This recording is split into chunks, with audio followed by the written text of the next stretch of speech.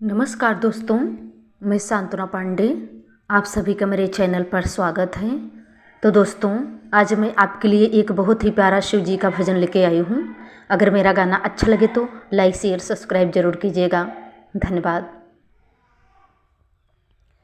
सखी देखी आए चला, सखी देखी आए हिमगिर सो कुमारी, कैलाश पर सिधारी।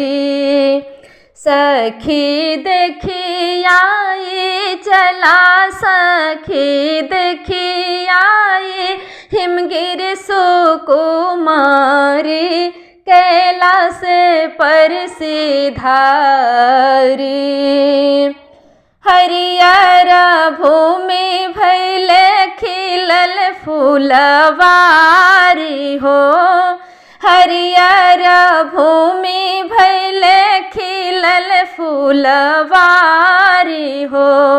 सखिया गुंजन करत, सखिया गुंजन करत भंवराकारी, कैलाश पर सिधारी। सखिया गुंजन करत भंवराकारी, कैलाश पर सिधारी।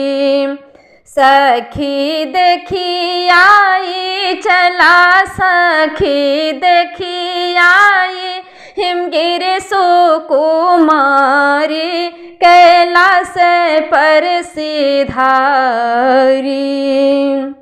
बहेला मधुर पायार पुरवाई हो, बहेला मधुर पायार पुरवाई हो। केसिया जाऊड़त सुहाई गौरा माई हो, केसिया जाऊड़त सुहाई गौरा माई हो। संग में बैठे हैं ये हो सखी, बैठे हैं भोले भंडारी, कैलाश पर सिधारी। संग में बैठे हैं भोले भंडारी, कैलाश पर सिधारी। सखी देखी आई चला, सखी देखी आई हिमगिर सो कुमारी, कैलाश पर सिधारी।